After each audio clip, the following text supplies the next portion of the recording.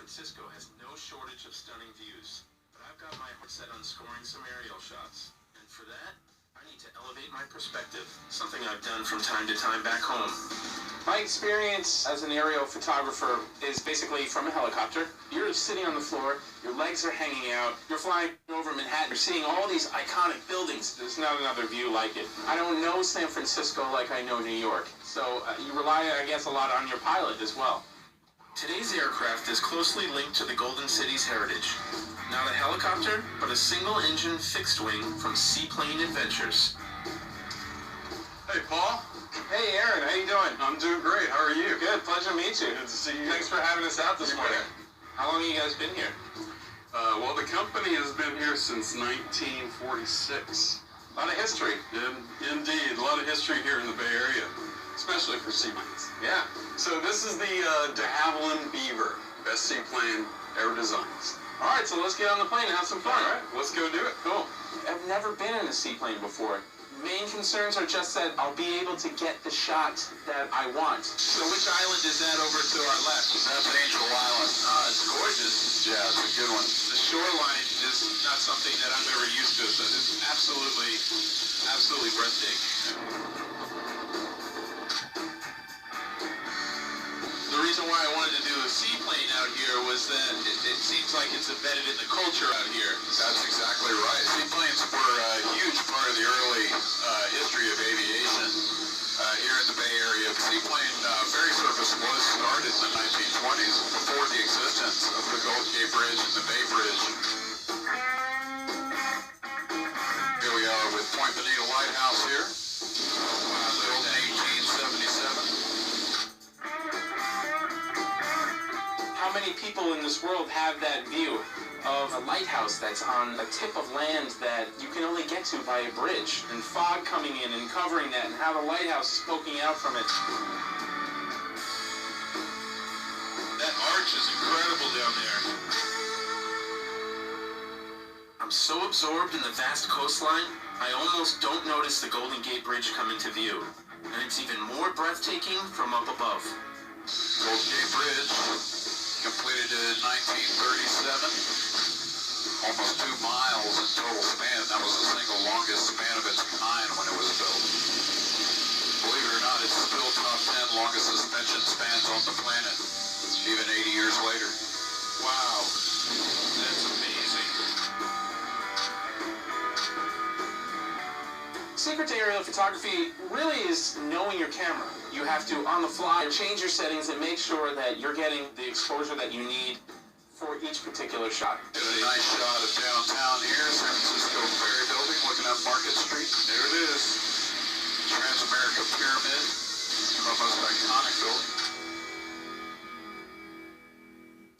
This is definitely a reason why I came out here, is to get this type of dramatic views. Well, Paul, I know you're a pretty talented photographer, but you can practically drop a camera around here and get a great shot. Yeah, well, don't tell anybody else that. I promise. My impression of San Francisco from the air, it was impressive to say the least. All right, Paul. Man, that was absolutely amazing. Sure, I really enjoyed flying with you. Likewise. Right. Thank you, man. All right. All right. Getting the bird's eye view of San Francisco is something I'll never forget. But this region has a lot more to offer.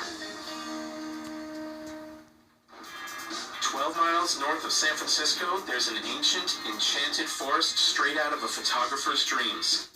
I'm heading to Muir Woods, where a local expert will teach me a little about the planet's tallest living things, giant redwoods. Hi, Paul. Hi, Catherine. Thanks so much for meeting me here. I'm so glad you could come. Isn't it amazing? Oh man, it's absolutely amazing. I can't get over just the size. And there's even more to see. All right, excellent. Well, show me. Lead the way, please. Heading into Muir Woods, it feels like we're stepping back in time, thousands of years to when these towering trees once thrived. It's sad to think they're now endangered. It's coming this way. All right. Oh man. Isn't this beautiful? Wow. Holy cow. Look at these trees. Look at the size of these things. Well, I work with Save the Redwoods League, and redwood forests are one of the most important ecological forests in the whole world. There are animals that live up in old growth trees that never come down. They live the whole time up in what we call the canopy at the very top of these old trees. Wow, okay. You're saying old growth. Can you explain to me what exactly old growth means? It means the really ancient trees. And there's only 5% of the native old growth forest left. So how tall are these trees? These trees in this park on average are more than 200 feet. I'm gonna just snap a couple pictures here and see what we come up with. Oh, wow. What I find so captivating about Muir Woods is, first of all, just the size of everything here is beyond anything that I've ever seen before. It's otherworldly.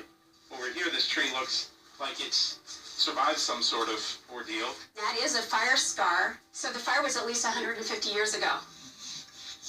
And there's still a yash. Wow. Isn't Oh my that gosh, amazing? that's incredible. And the tree was able to grow around this scar and keep growing up together with other trees that were growing together here. I can't believe that. I'm gonna snap a couple pictures of this right here. These are over 200 feet tall. How old is something like that? There are trees here that are over 1,000 years old, and we'll go see those next. Something that I really enjoy doing is taking pictures that evoke a sense of intimacy, a level of detail, how the light is coming and streaming through and hitting one side of a tree but not another. So where are we going? We're going to the Cathedral Grove, which is a quieter part of the forest. The visitors are asked to be a little quieter to just appreciate the quiet of the forest and for the wildlife and for us. Okay, so we're using our inside voices here. Yeah. The size of the trees definitely proved to be a challenge photographically, but you give it the right amount of time and you're going to get the right shot, definitely. Catherine, thank you so much for your time and for your expertise, and thank you for what you're doing here to conserve this amazing and breathtaking beauty here. Well, my pleasure, Paul. Take care. Take care.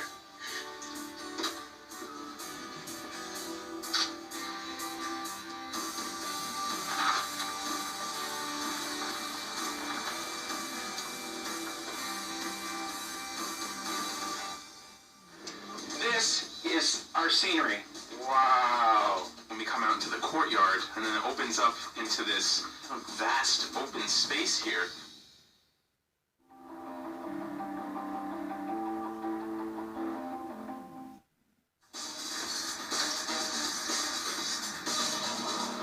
My quest for the most awe-inspiring views of the Bay Area has taken me to some iconic landmarks. But today I'm heading out of town for a change of scenery. About 45 miles north of San Francisco lies Sonoma County with its many vineyards, including the gorgeous St. Francis Winery. Hello, Paul. Hey, Chris, how you doing? It's nice to see you. Wow, what a beautiful drive up here. Oh. This is beautiful. Grab your bag, and we've got some wonderful sights. Okay, great. This is the St. Francis bell. It was cast by the oldest bell makers in Italy and makers of every papal bell for popes since the 12th century. Come on in. Wow, that's amazing. Come on in. Thank you. Oh, This wow. is our tasting room, This is great. and this is our scenery. Wow. And when we come out into the courtyard, a seemingly small courtyard, and then it opens up into this vast open space here that offers just kind of texture and just an abundance of different types of light, especially with the clouds the way they're moving today. Well, Chris, can you tell me a little about the grapes that are here that we're walking amongst? Well, right here is Chardonnay, Okay. and then right here is Syrah. We got 44 acres below the fog line of slow ripening Chardonnay that's actually just terrific. Sonoma Valley obviously seems very special to the wine community. Can you tell me a little bit about it? Well, Sonoma Valley was the first wine growing region. 1823 was Sonoma Valley was founded. Then came the gold rush of 1849. Then they got back to grapes, and it became a pastime and an industry. Tell me a little bit about the people who started this place. Joe Martin left the furniture business in 1971 and purchased what at the time was a funky 100-acre orchard in our little village of Kenwood. And he always thought that Merlot was this underrated, underappreciated grape, and so he planted it to Merlot. Merlot thrives in this exact climate conditions. The scale of this place is a testament to their hard work, and obviously your hard work, so I'm just in awe in taking this in, so thank you so much Sure, again. welcome, our pleasure. As Chris heads back inside, I'm given free rein to explore this rich landscape. But Mother Nature is putting my photography skills to the test. Some challenging things I've come across are just how the light is casting. It's an even light, there's not a lot of shadow. I'm using a lot of filters today to balance the light.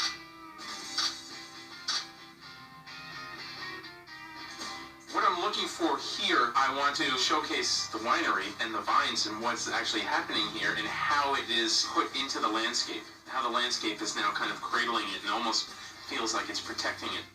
The lines here are obviously a very strong feature that photographers are going to want to pick up on. The obvious shot is to get the straight down the line shot. In photography, we call that the vanishing point, where you have two lines that are starting seemingly on the outside of the frame and converging almost to a point where they would possibly touch at one point.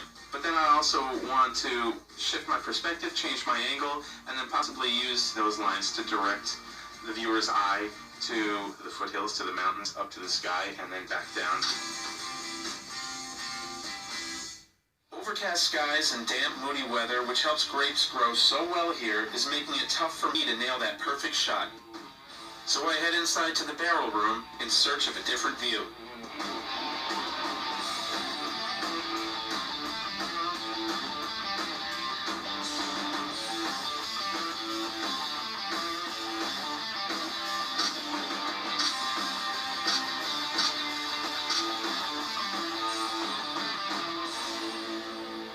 From rows of barrels to rows of vines. One thing that impresses me most about St. Francis Winery is how it's obviously a man-made construct, and yet it still blends harmoniously with its natural surroundings, making it an ideal template for capturing a breathtaking view. Well, I think the emotions for me when I'm seeing a breathtaking view, it's awe, it's inspiration. There's definitely an incredible sense of gratitude and another sense of responsibility to capture it the best way that I can so that I'm bringing that moment to the people.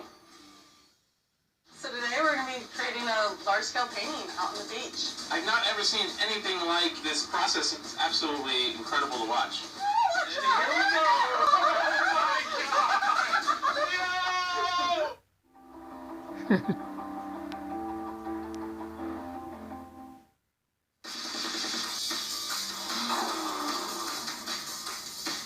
On my journey along the Pacific coast in search of breathtaking views, I've flown over the Golden Gate Bridge, swayed with the giant redwoods, and got lost in the beauty of a California vineyard.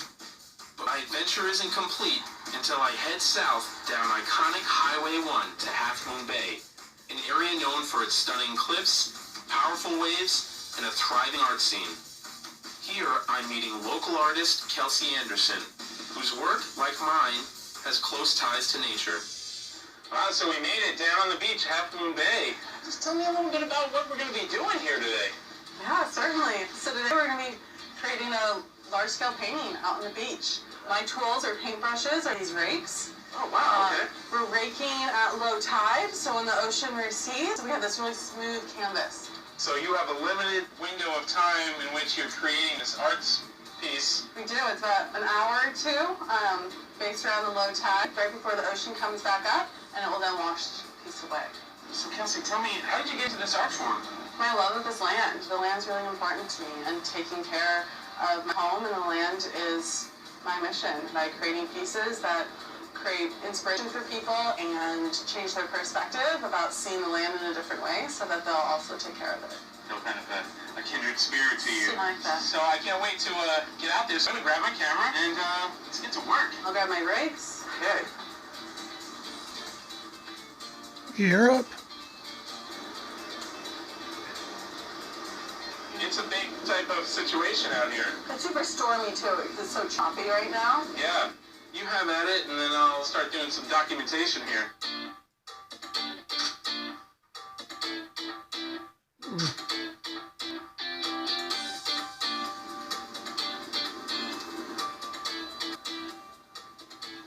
I've not photographed a lot of art in the past, but I feel like there's a responsibility in that.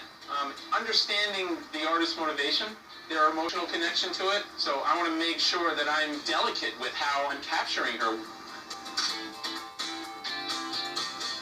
I've not ever seen anything like this process in which she's developing her art, how the shapes and the space of each stroke, it seems like she almost already knows what it looks like in her head. It's absolutely incredible to watch.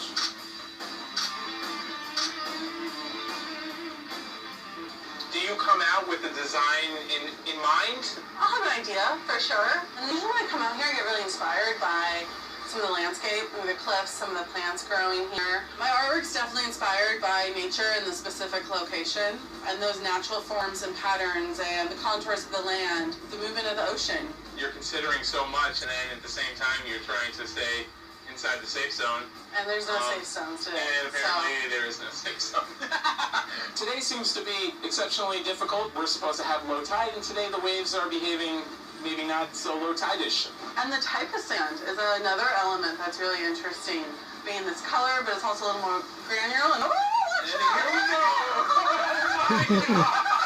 Oh my God! This be pretty cold. While the ocean has other ideas for Kelsey's canvas, she takes it in stride and simply gets to work painting a new landscape. I figured the best way to capture it all, not to mention stay out of the reach of tidal waves, is from on top of the cliff. We have this moment in time where the clouds have parted, the sun come out, the sun is hitting the sand, and now all of Kelsey's strokes surrounded not only by the cliffs here and the wildflowers, Wow. and then your eye is brought down onto the sand where this tapestry is being presented to you, and the ocean which waits for no person. So there's this constant threat, and I want to make sure that I'm capturing it as well as I possibly can in this short amount of time, because you never know when it's going to be gone.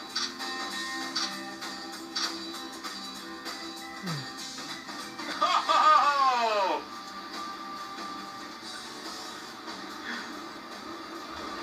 so just like that, it's gone. I actually feel a lot lighter. I don't know how you feel. Yeah, well, I feel a little heavy. My boots are a little heavier. A little heavier physically on that. But in some ways, like, so much energy goes into this art, and it being washed away is this kind of release. And just a reminder that everything is temporary. Yeah, So definitely. you can't be too attached. This has been an extremely incredible experience for me, so thank you for sharing it with us. Excited to see the result. Should we go back up to the car? Get a try? Yeah, let's get our stuff and get out of here. Sounds good. All right. As I say goodbye to Kelsey, I can't help but think about her artwork and how nothing lasts forever. That sentiment is what drew me to photography in the first place, trying to give permanence to those fleeting moments in time when the light is perfect and the angle just right.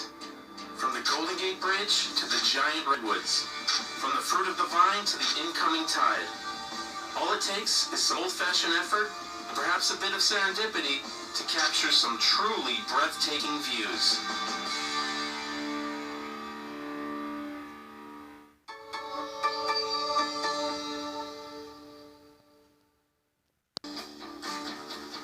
The sheer beauty of our planet has inspired artists since the dawn of man. There are trees here that are over 1,000 years old. Look at the size of these things. We go to extreme measures. Let's go do it. To appreciate the treasures all around us. Both man-made It's still top 10 longest suspension spans on the planet. and natural. In hopes of immortalizing a precise moment. Wow. That takes your breath away. You give it the right amount of time and you're going to get the right shot.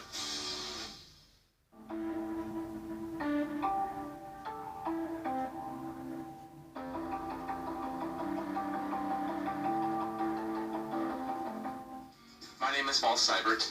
I am a landscape photographer from the greater New York City area. I love photography because it offers me an opportunity to capture a moment that possibly nobody else is witnessing. For this journey, I'm driving the all-new Alfa Romeo Giulia in search of the most breathtaking views San Francisco has to offer. So the reason why I'm out here in the San Francisco Bay Area is I feel like it's just suited for my style of photography. Just the wealth of diversity. You have city life, you have the headlands, you have the shoreline, and all of this is within, a reasonable driving distance. It kind of calls a photographer to want to be there. First